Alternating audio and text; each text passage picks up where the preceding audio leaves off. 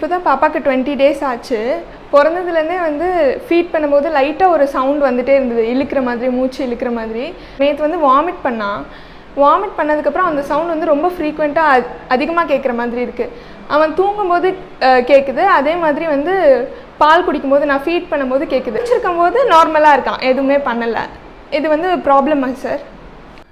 குழந்தைங்க மூச்சு விடும்போது சவுண்டு வர்றதுக்கான காரணங்கள் பார்த்திங்கன்னா, நம்பர் 1 துவாரங்கள் சின்னமாக இருக்குங்கிறனால டர்புலன்ஸ் ஜாஸ்தியாக இருக்கும், சவுண்டு வரும். நம்பர் 2 குழந்தைங்க தூங்கும்போது மசில்ஸ் ரிலாக்ஸ் ஆகும், அதனால சவுண்டு வரும்.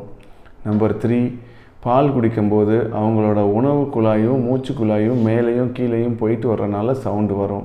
4வது குழந்தைங்க வாந்தி எடுக்கும்போது மூச்சு குழாயில் அந்த பால் ஒட்டி இருக்கனாலையும் சவுண்டு வரும். இதுக்கு தூக்கம் டிஸ்டர்ப் ஆகலை, பால் குடிக்கிறது கரெக்டாக குடிச்சிடுறாங்க அப்படின்னா இந்த சவுண்டை பற்றி நீங்கள் பயப்படாதீங்க.